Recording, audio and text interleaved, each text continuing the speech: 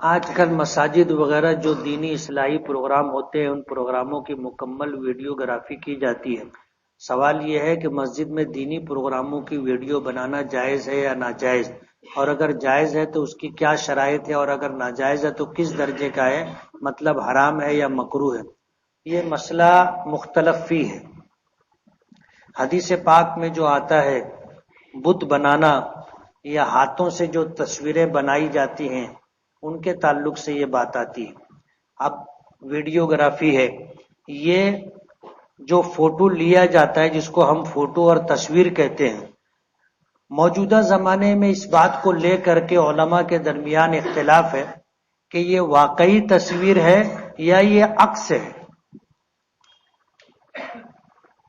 یہ عکس ہے یا واقعی تصویر ہے۔ آپ دیکھو کہ ایک ڈیلیٹ پر آپ انگلی ٹچ کرو وہ تصویر غائب ہو جاتی۔ تو اس بات کو لے کر کے اختلاف ہے کہ یہ تصویر ہے یا عکس ہے۔ جو لوگ کہتے ہیں تصویر ہے وہ کہتے ہیں ناجائز ہے، جو لوگ کہتے ہیں عکس ہے وہ کہتے ہیں جائز ہے۔ اس طرح کا معاملہ آج علماء کے درمیان چل رہا ہے۔ آج ایک مسجد میں عصر کی نماز امام صاحب نے 5 رکعت پڑھا دی۔ 5ویں رکعت میں امام صاحب کو یاد آیا اور سجدہ سہو کر لیے تو کیا نماز ہو جائے گی؟ 4تھی رکعت کے بعد اگر انہوں نے قاعدہ اخیرہ کیا ہے، یعنی قاعدہ کیا بیٹھ کر کے اتحیات پڑھے ہیں، تو نماز ہو جائے گی۔ اور انہیں اس طرح کرنا چاہیے تھا کہ 5ویں رکعت کے بعد 1 رکعت اور ملا لیتے اور پھر قاعدہ کر کے 6 رکعت پر سجدہ سہو کر لیتے تو 4 رکعت فرض نماز ہو جاتی، 2 رکعت نفل ہو جاتی۔ اب انہوں نے 5 رکعت پر جو ہے سلام پھیر دیا۔ اب ظاہر بات ہے 5 رکعت تو کوئی نماز نہیں ہے، اس لیے یہ نماز دہرانی پڑے گی۔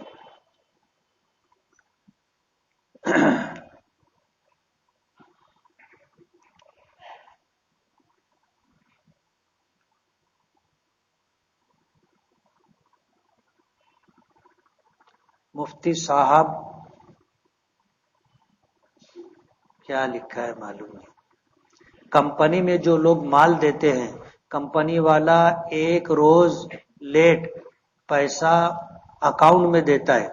کمپنی والا اب کچھ لوگ وہاں کمیشن کا کام کرتے ہیں کہ کمپنی کے بھاؤ سے 2 یا 3 روپیہ کم پر یادی سے پاری سے لیتے ہیں اور دوسرے دن کمپنی سے پورا ریٹ لیتے ہیں۔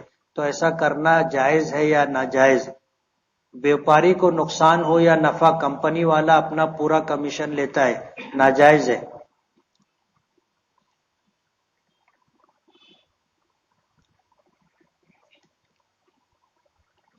حجاج کرام کو فی نفر 5 لیٹر زمزم سعودی حکومت کی جانب سے دیا جاتا ہے، کیا مزید زمزم بیگ میں رکھ کر چھپا کر لا سکتے ہیں؟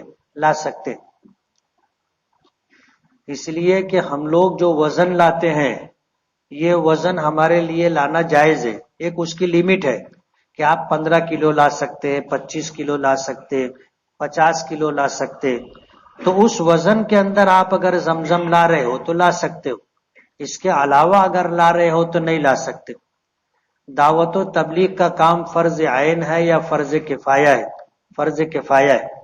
شیعہ لوگوں کی اذان میں درود شریف پڑھا جاتا ہے اور حضور کا نام لیا جاتا ہے، کیا ہم اس کا جواب دے سکتے ہیں؟ دے سکتے۔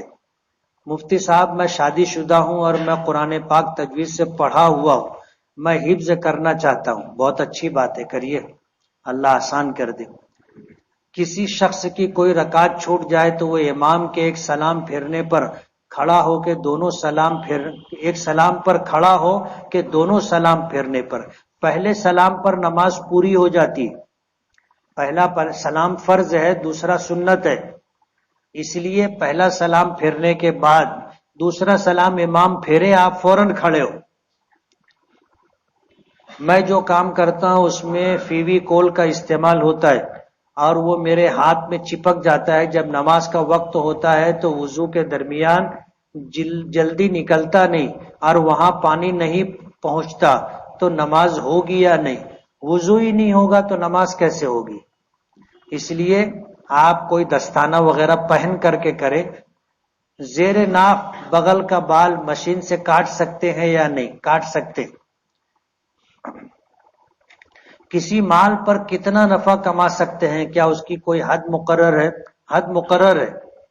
ہر زمانے میں جتنا نفع لینا لوگوں کے درمیان قابل برداشت ہے، قابل گوارا ہے، اتنا نفع لیں گے. اتنا نفع نہیں لیں گے کہ خریدنے والے کو جب معلوم پڑے یار یہ چیز تو اتنے کی آتی ہے اور یہ مجھ سے اتنے میں بیچا ہے، اس کو جھٹکا لگے. اتنا نفع لینا جائز نہیں. نام بگاڑنا اور نام کو بگاڑ کر کے پکارنا کیسا ہے؟ غلط طریقہ ہے. اور بعض صورتوں میں یہ جائز نہیں ہے. جیسے عبد الغنی، یعنی غنی اللہ کا نام ہے. عبد الغنی کا مطلب غنی کا بندہ. لوگ اب تو چھوڑ دیتے، صرف وہ غنی بولتے اور مالیگاؤں والے غنیاں بولتے. جائز نہیں. زمین پر بیٹھ کر ٹیبل پر کھانا یا اونچی جگہ رکھ کر کھانا کیسا ہے؟ جائز ہے.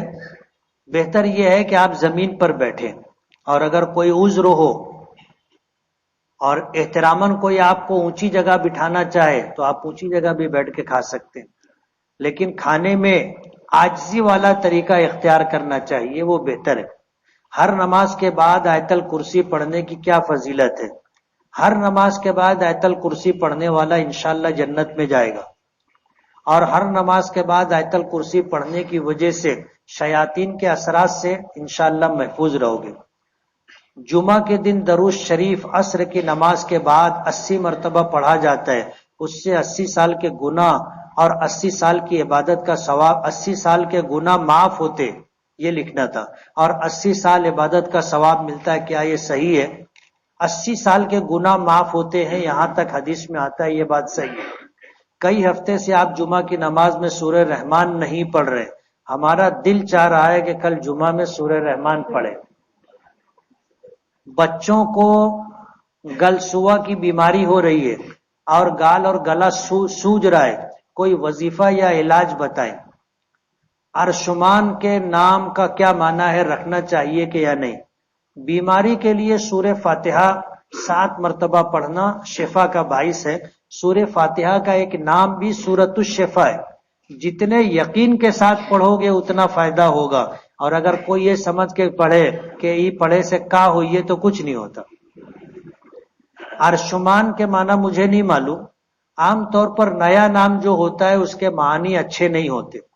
پرانے لوگ سب اچھا نام رکھ چکے، اب نیا نام ڈھونڈنے جاؤ تو اس میں کچھ نہ کچھ گڑبڑی رہتی ہے.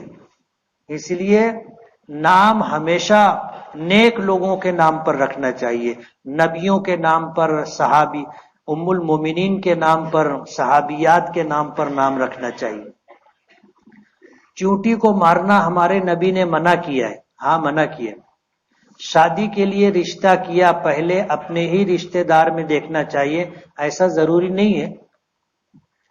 شریعت نے اس کی اجازت دی ہے کہ آپ اپنے رشتہ داروں میں دیکھیں، پاس پڑوس میں دیکھیں، دوستی داری میں دیکھیں، تعلقات میں دیکھیں، یا پھر اجنبی لوگوں میں دیکھیں. جہاں آپ کو مناسب لگے وہاں آپ دیکھیں. غیر مسلموں کی شادی میں الگ سے دعوت کر سکتے ہیں کیا؟ کر سکتے ہیں.